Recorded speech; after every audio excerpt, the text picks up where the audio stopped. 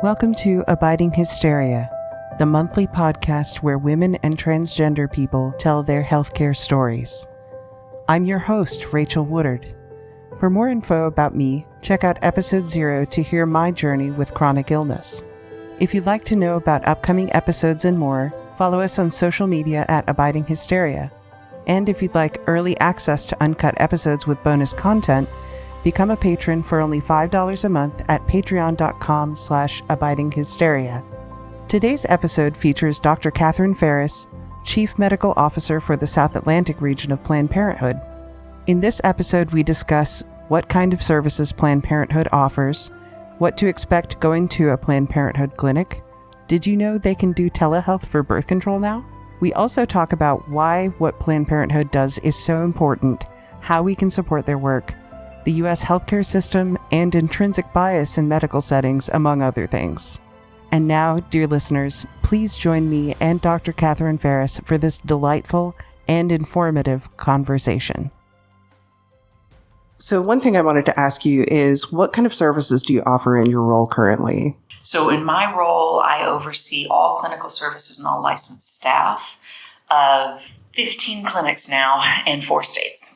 Okay. And so we do what we call family planning, which is mostly sexual and reproductive health. So birth control, well visits, STI testing and treatment, PEP and PrEP, which is prevention of HIV or post-exposure prevention of HIV. We also do abortion care in all of the states where it's legal.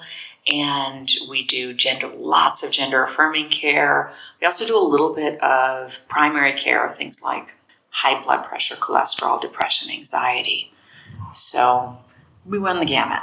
What would someone expect when they come and visit one of the clinics? What's the process for getting through to a provider? So like a lot of doctor's offices, you can call and make an appointment. You can go online and set up an appointment online. We just switched to the Epic medical records software. And so that makes things a lot more flexible and a lot more familiar to people who are maybe already used to that with their other healthcare providers if they have them. But you just go online, look for the type of service you want, and either come into a health center or sometimes do it online. We do offer telehealth services. Oh, that's awesome. It's fantastic. A lot of people use that for birth control because there's really, contrary to the ways of our mother's gynecologist, there's no need for a pelvic exam to start birth control unless it's an IUD. Like, we can't quite get an IUD in there without actually doing a pelvic exam. That is so nice. Pills, patch, ring. We can even do the birth control shot over telehealth if you're comfortable self-injecting, which I find most people are not. But it's lots of options. And then we do a lot of gender-affirming care over telehealth too, because, again, there's not much of a physical exam that's required. We need to know your blood pressure, and you can go check that down the street at the fire department before your visit. That's awesome. So who is the demographic that these clinics serve? We mostly serve from adolescents. So we'll see patients typically 13 and older, but it's pretty rare that we're seeing patients that young. Most of our patients are in the 14, 15 to 45 or 50, although we absolutely have patients over the age of 60 who are doing menopausal care or primary care or well visit screening, breast exams, those kinds of things. So, but the bulk of our patients are probably between the ages of 15 and 45. This could be a little controversial, but there. Why is it what your clinics do so important to us as a society? And by that, I assume you mean abortion care, or do you mean all of it? All of it. Well, because I think abortion care is a critical piece of it and heavily stigmatized, but all of the work we do is absolutely critical for people's well-being and also more and more stigmatized these days. Yeah. And I think what's so remarkable and special about Planned Parenthood is we do the work that, as a general rule, society and especially healthcare providers know is critically important, and many of them can't or won't do the work, so they're grateful we're there doing it. We're kind of taking the hit, being the front line. And like I said, can't or won't. So I have a lot of colleagues that are family medicine or gynecology who would love to do abortion care.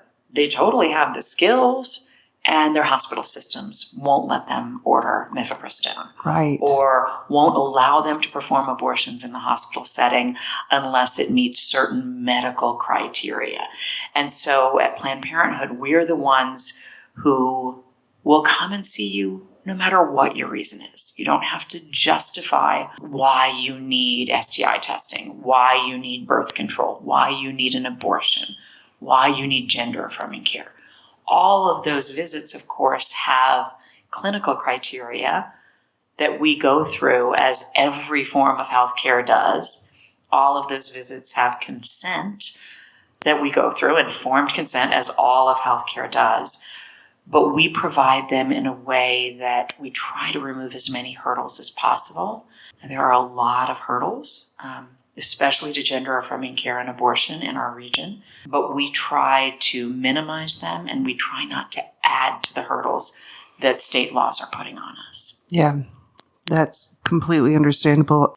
What is something that you guys do in terms of protesters? I have some friends who are... Clinic escorts? Yes, clinic escorts in Alabama. What can a clinic do for protesters and stuff outside to protect the people who are coming in, but also the providers like you?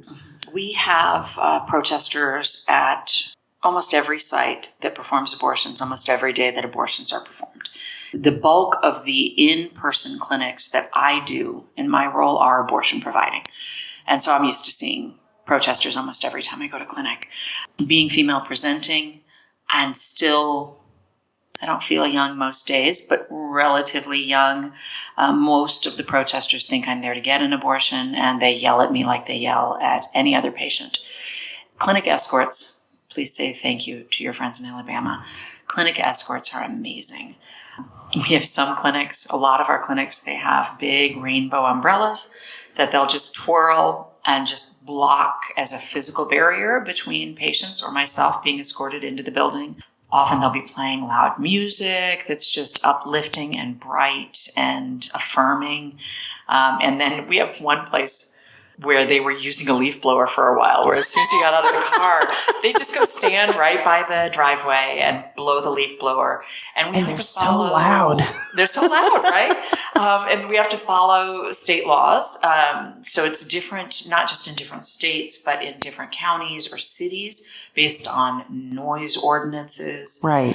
So we have one of my clinics, and they just get on the megaphones, and they have to be on the public leeway, right? The grass and the dry and the sidewalk, but they will literally put up ladders and climb up the ladder and look over the fence and yell and scream through megaphones at patients. And it's really such a weird thing to do. Well, imagine what these people could do if they geared the time and energy, not even speaking of money, because there may or may not be much money involved in what it costs to protest, but the time and the energy, if they put that into helping foster children find homes, right? Helping the homeless, feeding the hungry. Fighting for better maternal mortality rates. Yes, exactly. I mean, there are so many things. They could be making the world so much better, and instead they're just adding to the stigma that already exists around abortion, trying to scare people, trying to confuse people. And we do try to warn patients there will be protesters. Don't stop. Pull all the way in. And then the escorts are right there, and you can't see this on the radio, but like waving with their arms, pointing you towards the parking lot and where to park. One of my clinics is in a shared office space that has a large parking lot, and it has multiple entrances. Like there's 10 ways to get into this parking lot. And I'll tell you, every time I work that clinic, there are protesters at every single entrance. Wow. And if you could just apply that time and dedication and energy to actually helping people, it would be remarkable. In terms of threats, I am very rarely the subject of threats. I'm very rarely, but not never, personally recognized as the provider. And that does come up while they'll yell out my name when I'm going in. But that's not the norm. And we have not experienced violence at my clinics. We have experienced a ton of harassment. My staff are harassed all the time. And then we've also experienced a lot of barriers. So we've had people trying to sabotage our building so we can't get into the doors, blocking the driveway with big bins. So they've done a lot of things to try and block, and we don't let them stop us from providing health care. And so we just do the best we can to make sure that once a patient gets to our building, that they are safely escorted inside. And then we use sound barriers, white noise machines, music to try and block out the noises from outside. Oh, that's great. Yeah, just to try and separate those two things so that patients just can feel like they're at a healthcare facility, which they are. Yeah. They're just there to get healthcare. It sounds like a therapist's office in a good way. Yes, in a good way, where you're just trying to shut everything else out and then come into a safe, clean, comfortable space where you feel welcome, you don't feel judged. And I think, you asked what it's like coming to our clinic. And for people who have not routinely gotten care from us, so people who aren't coming to us for their pap smears or their gender-affirming care, and who may only come to us for abortion care, or maybe they only come to us for an STI visit, and it's just their first visit, and they're nervous about the type of care they're getting, and then they walk in, and we regularly have patients say, "Oh, it's so nice. You guys are so nice," because they've got this, back alley 1980s movie version of what a clinic that provides abortion looks like. Interesting. I never would have considered that, but that's strange how movies and stuff like that influences our idea of what a clinic is going to look like. And media so often likes to go to the most extreme. And Yeah. so a lot of media portrayal, I feel like this has changed in the last decade with some of the more recent movies that have come up about abortion. But back in the day, there were a lot of movies where they take the most extreme version of, the dark, not welcoming, not light and bright clinic. And we make a concerted effort to make sure that all of our clinics feel open and welcoming, and that we try to have them reflect the really high quality care we're providing. That's awesome. You mentioned that you have dealt with the policy side of things, especially being in the American Southeast. I'm sure that's been a difficult path to tread. What is something that the average person can do to help put forward policies that are going to protect people like you and people who are seeking care? Yeah, I do a lot with policy. With my clinical hat, most of what I do around policy is educating people about why policy matters and educating people about the impact of policies that are on the table, right? So the most important thing to know is that voting matters.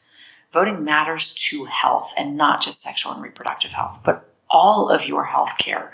And there are actual studies out there that correlate participation in government from the level of I vote, I call my legislators, I know who my legislators are, being associated with better health outcomes. And that's around whether you get your vaccines to help stay healthy, whether you have a primary care provider and get your preventative visits, and of course, certainly whether you have access to sexual and reproductive health.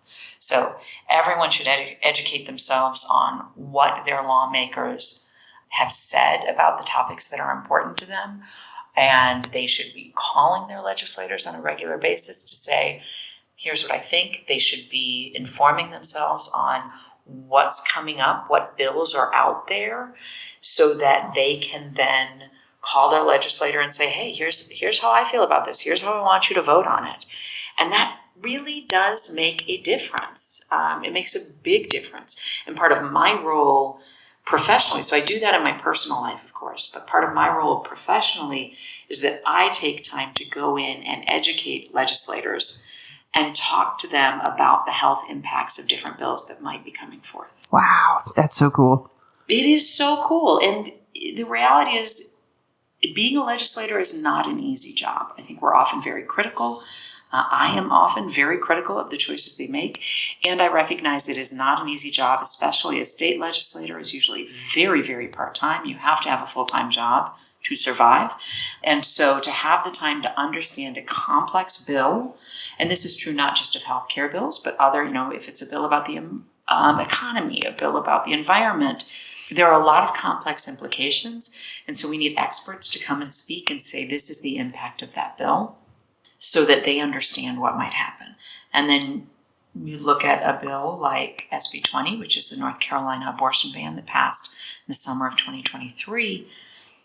And almost immediately, they had to write a new, I think it was HB 190, I'm not sure if I have that number right, but they basically had to write a new bill to fix the gross, confusing, didn't make any sense errors.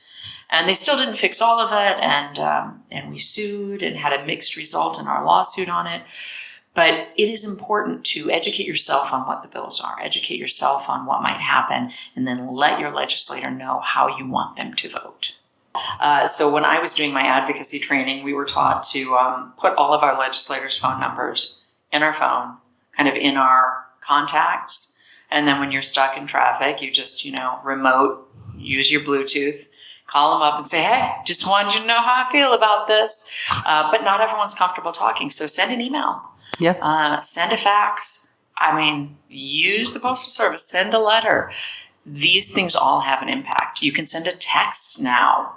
Go through their website and send a direct message. So communicate in any way that feels comfortable to you, or it doesn't matter. Go ahead and feel uncomfortable, because it's good for us to feel uncomfortable. Yeah. But choose the least uncomfortable way if you're not comfortable with communicating like that. Absolutely. And it's so nice that technologically speaking, we have so many avenues to reach out now. So choose what you care about, which for me, I care about many things, but at the top of the list is sexual and reproductive health and advocacy. And then find someone who's made it easy for people to do things with that. Yeah. Join groups, that kind of thing. And lately, I've also been discovering a lot of people on social media doing mini reports of legislation that's trying to go through in our state, at least. Mm-hmm. And so following those people has made it a lot easier to digest what legislation they're working on and what I should call about. But going on their websites and just seeing what's going on currently too is really helpful, because a lot of news sources, they only post the highlights. So then we don't really see what's going through until it's already gone through. Right. You find out about it after the fact, when it's kind of too late to make the changes. And that's a major issue with how we consume news now. There are very few actually local news outlets anymore. Mm-hmm. There are still some good state news outlets, but most of the news outlets are nationally owned and focus on national news. And national news is incredibly important. And, Congress and what they are doing in Washington, D.C. is incredibly important. And we see there are massive harms caused on the local level. So whatever social media you choose as your kind of platform, even if you're not someone who posts on it, you can consume it. And so you can find reputable people to follow, whether that is, ACLU or Planned Parenthood, Vote South Atlantic, if you want to, find out what's going from a policy perspective in the South Atlantic region. You can find out what things are up for debate, what might be going on, and how you can take action, hopefully before these laws are, on the floor being voted on. Yeah. It's really nice that we have access to that information, because it feels like before social media was really expanding into, especially video content, I think has really gotten to dig its nails into these issues. But before then, it felt like it was so inaccessible because you had to go out and seek all of this information yourself all the time. And we're all busy adults living our lives. Like it's tough. I am so grateful for both written and video kind of synopses. And I have found a group of people that I follow. Like I follow Politics Girl on Facebook. She does great podcasts, great reels. And then Heather Cox Richardson Citizen. Yes. Our newsletter she's great. is phenomenal, so that I can have something when I've got 10 minutes. I'm not spending it where the local news happens to be showing the weather. Mm-hmm. Or Jeopardy. Nothing wrong with either the weather or Jeopardy, but they're not going to give me the information I need right now in the short window that I have to find out what's going on. Yeah, especially because like TV, local news and stuff does some stuff, but it doesn't really talk about legislation a whole lot. No, very rarely. All. Unless it's super controversial. Yeah. And even then, very rarely. Yeah, and it's usually after the fact on that too. Exactly. So what can people in more restrictive states do to stay safe? There's a lot of things you can do to stay safe. The first thing is, I find so many patients don't know what's legal in their state. And it is really important to know what you can legally do. I remember performing an abortion on a patient. It was crazy. I saw her in one of my North Carolina clinics, and she was there for the in-person mandatory 72-hour consent visit. And she was beyond 12 weeks when she came in. And she had come to us in North Carolina for her abortion because she had heard about the 6-week ban in Florida. She was coming from Florida. When she came to us, abortion was still legal to 15 weeks in Florida, and she just didn't know. But she got to us too far to even be seen in North Carolina. And so we worked with our navigation team and brought her up to one of my Virginia clinics, which I happened to be working at the next day. So literally 24 hours later, with my feet planted in a different state, I could legally perform her abortion. That turns out she could have gotten in Florida, but she didn't know. And so don't assume that you can't get the care you need. That's the first thing. Don't assume that you can't. Reach out to a reputable healthcare provider like Planned Parenthood and say, what can I do? What services can I do? There are also some good websites that tell you, what can I do? What's legal where I am? Mm-hmm. And if the care you need is not legal where you are, then those sources can often direct you to where it is. So if you know you're at least 7 or 8 weeks pregnant in the state of South Carolina, you won't be able to get an abortion there unless you meet certain exceptions, very limited exceptions. So you can find out how to get to North Carolina or Virginia for your abortion. If you are a minor who has been, with your parental consent, receiving gender-affirming care in a state like North Carolina or South Carolina, where minors can no longer legally receive that care, again, with very few exceptions, then you can work with your healthcare provider that was giving you that and find out where you can go to get that care. So don't assume that just because you heard about some kind of ban in the news that you can no longer access care. I know that it might be more difficult, but this is healthcare, and you deserve healthcare, and you deserve high-quality healthcare. And there are ways to get the care you need, so don't just assume you can't get it.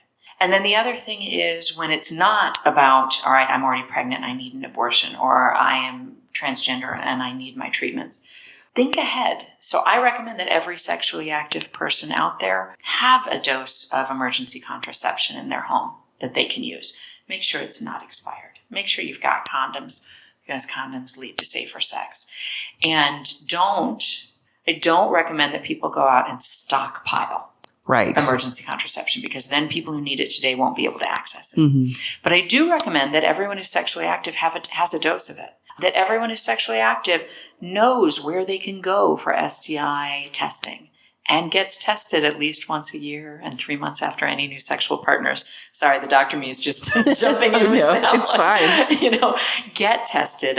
Go to your health department. And the good thing is, a lot of these things you can get at your health department. You can get from your primary care provider. And in most states, you do not need parental consent for birth control or STI testing. You can look that up online and find out what your state laws are. So if it's, I really always encourage adolescents to talk to their parents about these things.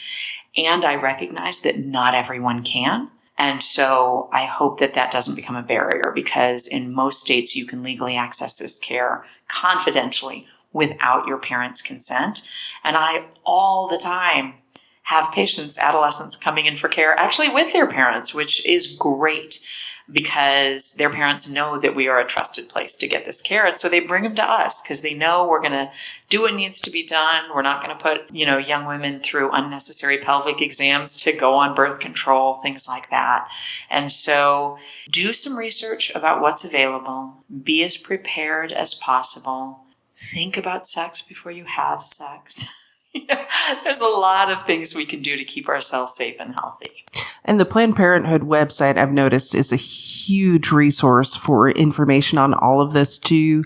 And I was actually raised on the Planned Parenthood library as a kid. Yes. Which was amazing. So what they had when I was a kid, at least, was like little age appropriate packets and like kits so that you could get educated about reproductive health of any kind and health in general that was age appropriate for whatever age group you were in at the time. And so my reading levels were always super high, but they were like, no, you have to do this age group because this is what's appropriate for your age. It's not what vocabulary you can read. It's what someone your age needs to know about their body. Exactly. Right. Yes, there's an entire arm of Planned Parenthood that is focused solely on education. And I am not the expert on that arm, but I was just in one of my clinics, and we have like an education center, a teen education center, and they just had stacks of booklets. So those booklets still exist, and you can just find out, like if you want to find out about what are the different types of birth control and how effective are they and how long do they last and what are the side effects, because the simple reality is that every person is unique and different. And there's not one right answer for every individual. So it's not like you're going to walk in and we're going to say everyone should have an IUD, because that's not true. Not everyone should have an IUD. Just like not everyone should go on the pill. Not everyone should use hormones. And so there's lots of different options, and you can find something that works for you. Even if that is condoms and, Phexxi, which is a prescription spermicidal jelly. Super effective. You can find something that's going to work for you that has a side effect profile, is what we say, because sometimes you're like, I really want to avoid certain side effects. And other times you say, I really want certain side effects. So we have a lot of women, or people with a uterus who really, really want light or no periods, who choose a hormonal IUD. Like, that's one of the side effects. And many people, they're like, I'm taking this side effect even if they don't need it for contraception. It's really helpful to know that there are people who are educated about that stuff, the side effects, and also what medical conditions might conflict with certain forms of birth control too. It's amazing to have those resources. Right. And it is great. So you can go to one of our clinics and you can talk to someone about your specific medical history, your specific medical symptoms or symptoms around your period, and what your goals are. So maybe your goals are you want to get pregnant in 6 months. So maybe an IUD is not a great choice. Or maybe your goals are, I'm absolutely done having children and I really want my tubes tied. Now, we won't do that in my clinic, but we know someone who will. And so we can give you that referral. And we do vasectomies in some of our clinics. But the other thing to remember that there are great forms of birth control available over the counter. So you can get, of course, emergency contraception that we've already talked about, condoms, spermicidal jellies. And then now you can get the O-pill, a progesterone-only pill, over the counter without a prescription. I did not know that. Yes, it is only recently approved over the counter without a prescription. It's a progesterone-only pill, and it is so safe.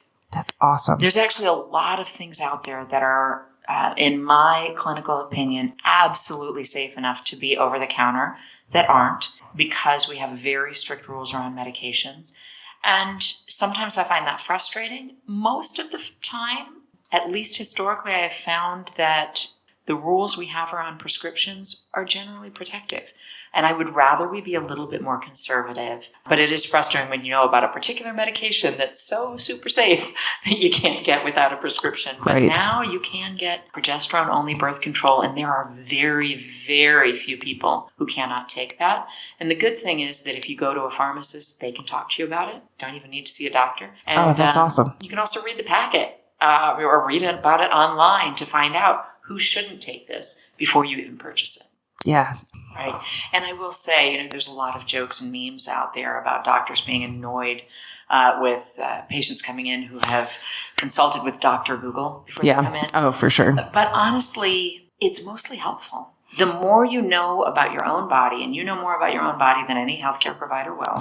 Thank you. So the more you know about your own body, and the more you've done research on what you think might work for you or what you're interested in, then the better questions you can ask. Now, as a healthcare provider, I will say it's frustrating when someone comes in and says, hey, prescribe me this, and has a whole list of things, especially when they are outside of the normal way we prescribe things. Because often, it does not happen often, but when it does happen, they may be getting their ideas from a non-medical, non-reputable source. And then I have to spend a lot of time explaining why that's not something I recommend. Which is why it's so weird that we have commercials for medication in this country. It's so strange to me that we have that. Direct-to-consumer advertising of prescription medications is one of the worst things that's ever happened in American healthcare. I love direct-to-consumer advertising about medical conditions. Yes. So the two things that I think were transformative about direct-to-consumer medical advertising were destigmatizing depression and erectile dysfunction. I think that has been a wonderful thing. I really dislike almost everything else about it. But I think it's great when people learn more about classes of medications that are available to them, or, like knowing that there are long-acting reversible contraceptives, what we call LARC. Knowing that category of medicines exists is great. Yeah. Knowing that there are medicines to treat erectile dysfunction, medicines to treat depression and anxiety that are really effective and really accessible, that's beautiful. But having to explain to a patient why they don't need to go on this particular Me Too anti-cholesterol, medication when the generic one will work great for them, that is frustrating as a healthcare provider. One thing that I wanted to talk to you about is our healthcare system. I know that's a huge can of worms. Something that I want to talk about on this podcast is how our system is working right now and how we can make it better. Our system is really broken, and it's broken in a lot of ways. Our system is broken in terms of, as a physician, me having to fight with health insurance companies to get the patient the medication that I believe is right for them when the pharmacy says there's a cheaper option. And I personally believe in writing for the cheaper option. So if I'm going with the more expensive thing, it's because in my clinical judgment and from my conversation with the patient, it's what they need. And the amount of time that healthcare providers and healthcare organizations have to spend jumping through hoops with insurance companies to get patients the medications they need. Very frustrating. But even more systematically, our healthcare system is broken. We know that the healthcare system in the United States is full of intrinsic biases, particularly biases against women and biases against people of color. An example that you might have seen in the news recently is the CDC and other major healthcare organizations coming out and saying, but no, actually, really, you should provide some kind of pain control when you're placing an IUD, right? And that's something that we have taught our clinicians and offered options at our clinics for quite a while. But most of us were brought up and trained in a healthcare system that said, it's not a big deal. You don't need to pre-medicate. Women are strong. We know there are so many studies that show that the pain of people of color is undertreated. And this goes down to children who have sickle cell disease, or children, you look at a black child and a white child with appendicitis in the ER, and you look across multiple hospital systems, and you will see that there is a difference in how their pain is treated. And most of it is not coming from explicit racism. It's coming from an internal, implicit bias that healthcare providers are unaware of most of the time. Mm-hmm. Because healthcare providers are also human beings who make human mistakes and have intrinsic biases. So I think it is imperative for healthcare providers to be proactive in exploring their biases around weight, massive stigma around weight, fat broken arm syndrome, I think it's often called, right?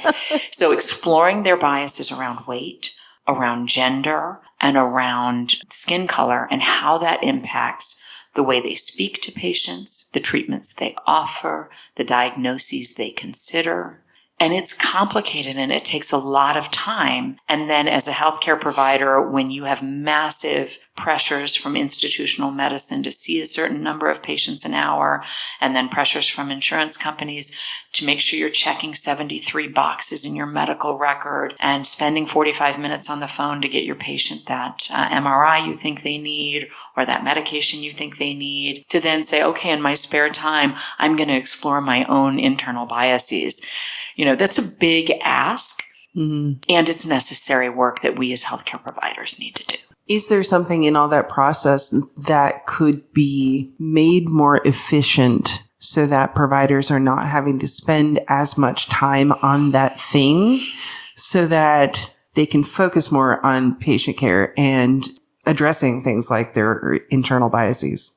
I think actually medical training, from talking to, I do a lot of training of residents. So physicians who have recently graduated medical school and are doing their specialty training, whether that's in obstetrics or family medicine or another specialty. I am getting a feeling that intrinsic bias in medicine is starting to be addressed in a much better way at the medical school and residency level. But for those of us who maybe finished residency a few decades ago, we have to be intentional in doing that work. But a lot of the national meetings that I go to, so every physician, every non-physician healthcare provider, so this is true of advanced practice clinicians like nurse practitioners, nurse midwives, and physician assistants, we are all required to do continuing medical education, or CME. And there's actually a lot of, you have to do the hours. I can't renew my medical licenses without doing hours of training. And so I seek out training, certainly as applies to reproductive and sexual health, but I also seek out training that applies to bias in medicine.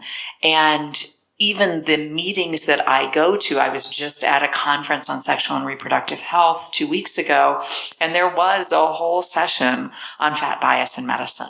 Oh, that's awesome. And so I do see that happening, and I don't know that it's happening in all specialties, but we don't all have to recreate this wheel ourselves as practitioners. We can reach out to our medical organizations and say, hey, I want you, when you do that national meeting, or when you do that state academy meeting for our specialty, let's talk about bias in medicine and give me my CME hours.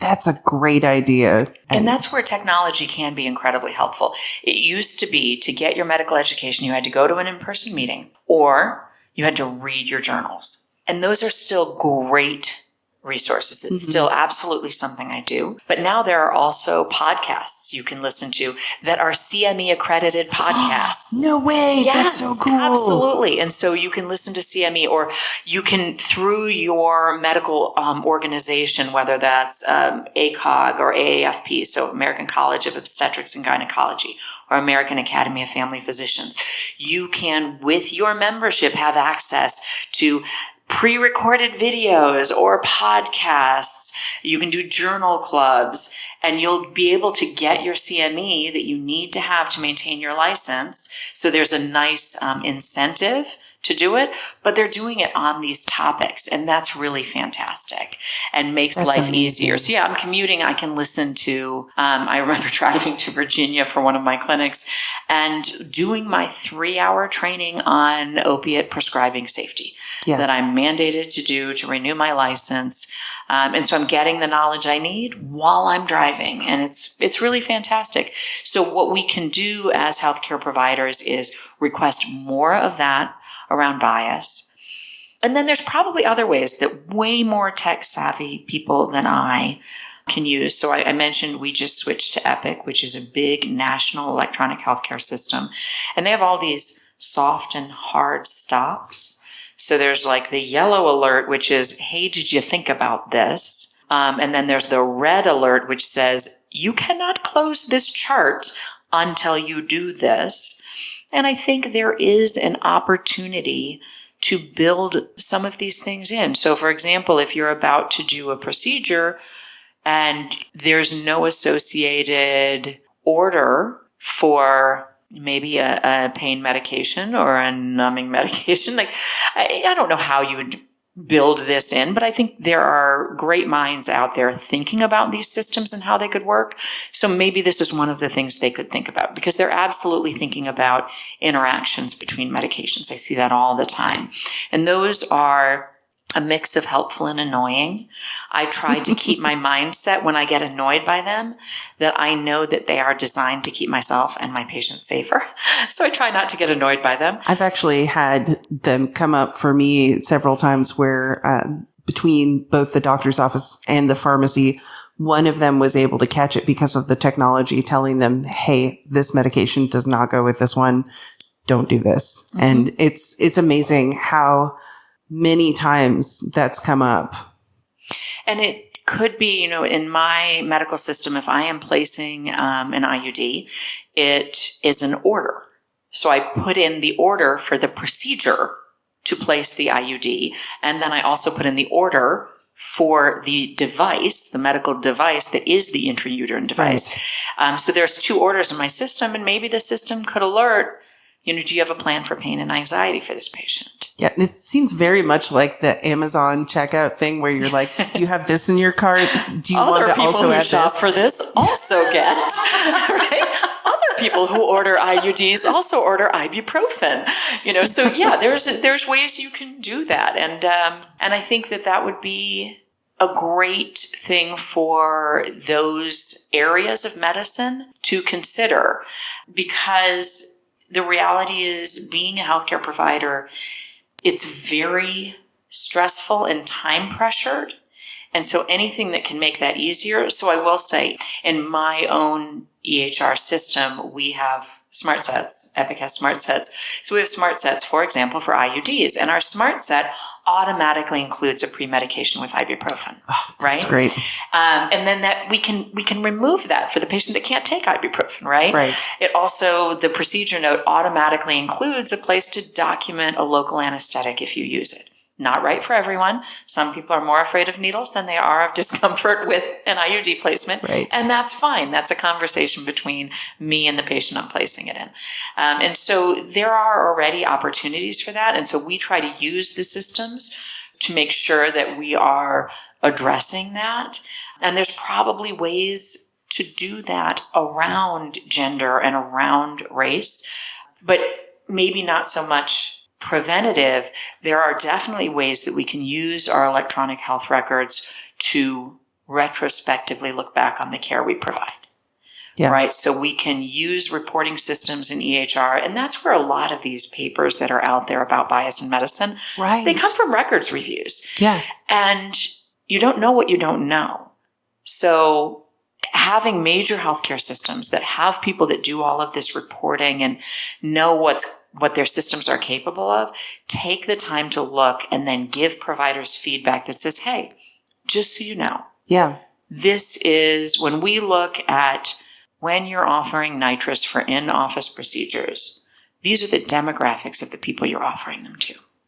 Right? And that data intersection between the demographics and what's being prescribed and what procedures are being done and stuff, that to me feels like the way that we should be using the kind of AI technology that we have now, because it's not generative. It's just sorting things. Right. It's retrospective. Here's what's happening. And the reality is that data without exploration is dangerous and not necessarily useful. But if you can ask your medical record a question about, if I look at demographics and what type of birth control they leave the clinic with, that could be interesting. And then maybe I'll see something and see that a particular demographic is, based on their age or their race, are going home a lot more often with this. Then we could explore, is there a reason for that? Is it because if we look at national data, we see that this age really strongly prefers this? Is it because of the cost of it? Is it because of the ease of, how you have to take it or how you have to remember it? So it's not necessarily going to change our practices, but I think it's always good to be reflecting on, why is this the trend?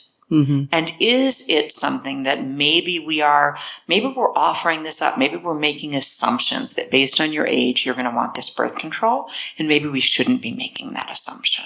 One of the key things that I was taught is, first of all, data doesn't change minds, which is so crazy to me as a physician because I am taught and trained to use data to change my practices all the time. And recognizing that we know psychologically the way human beings are, that data does not change minds, but stories do. Yes. And so I am taught to tell stories in such a way, like the story I told of the patient from Florida. You cannot find out who that was from that story. Right. So we're taught to de-identify, to change details of the story that don't change the impact, but do make it so that you can't find that person, right? Yeah. So that they can't be identified.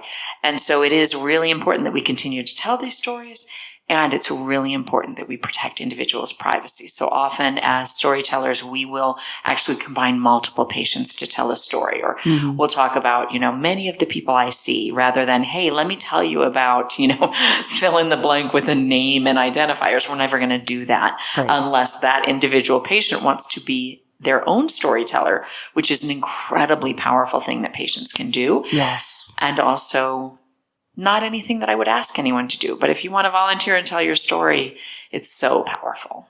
Yeah. And that's part of why we're here doing this podcast, is so that people can come on and tell their stories and talk about their journey through things like chronic illness, chronic pain, gender affirming care, reproductive health, all that sort of thing, so that we can try to find the places where we can make a change for the better for those people who have gone through difficulties in the system. I mean, even some of the most positive stories that we've had, there have been parts in the system that have made it so difficult for them that they almost didn't get the care they needed. Right. And it's great being able to have a provider like you here to talk about this so that we can continue to tell these stories, and also to make an impact so that other people feel empowered to tell their stories on something like this, anonymously or not. Because since it's a podcast, who knows if it's you? Right. That is true. And there are a lot of ways that people can tell their stories privately. And I really encourage people to share as much as they feel they safely can, to always prioritize their own safety and well-being in sharing stories. And sharing stories, and this is true across the board, about everything, it is the best way to destigmatize.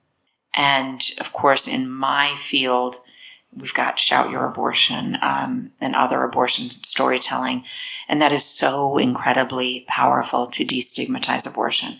As an abortion provider, I spent more than half of my career not telling anyone I provided abortions for a lot of reasons. And it was the right choice for me then. And then eventually I made the decision to be more public about it. And when I started telling people, even when I just started with closer friends or family members, and then moving on to a wider pool to acquaintances, I found that one of the first things that happens when I tell people that I do abortions is that they tell me their abortion story, because they suddenly have a safe place. And they may not have told anyone else. And if it's not the story of their own abortion, it's the story of their sisters or their girlfriends or the friend that they helped. And it just speaks to how much people want and need to hear these stories. And that's not just true of abortion. That's true of telling your chronic pain story. Yes. Telling your fat bias story. Yes. Telling the story of your cancer treatment and your exploration of all the different ways. Seeking mental health care. Seeking mental health care. Like I said, that direct-to-consumer advertising made it okay to walk into your doctor's office and say, I can't get an erection, or I really think about hurting myself. Whereas maybe you wouldn't have been comfortable because maybe you thought there's nothing that can be done about this. And then when you hear someone's story, you say, wait, maybe I don't have to feel this way forever. Maybe I don't have to live this way.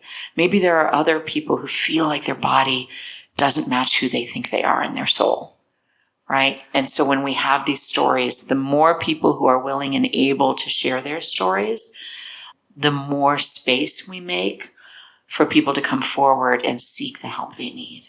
I think we're about ready to wrap up here, but thank you so much for being here and talking to me and talking to the people who are out there trying to figure out, reproductive health care, but also inspiring other people to tell their stories. Absolutely. Really appreciate it. It was a pleasure to talk to you, and I hope that anyone who's listening just knows that even though we may be coming into some times that seem a little bit scary and where people are worried they're going to lose access to some critical health care, that there are still options, that they can educate themselves, and that there are people they can talk to get the care they need, even if they can't get it right where they would like to get it. Thanks for listening to Abiding Hysteria. If this conversation has inspired you to tell your healthcare story, please reach out on social media at Abiding Hysteria or email me at abidinghysteria@gmail.com. If you'd like to support our efforts to tell these healthcare stories, please become a patron today for only $5 a month at patreon.com/abidinghysteria. You'll get early access to episodes as well as uncut versions of every episode, which has some great bonus content. From today's episode, you can hear Dr. Katherine Farris speaking about how asking for help is one of the kindest things that we can do for those who love us, and more. Our next episode will release next month, so be sure to follow us at Abiding Hysteria to find out when it drops on Spotify, Apple Podcasts, our website, and wherever you listen to podcasts. Remember, when it comes to your healthcare, you deserve to be heard, understood, and most of all, believed.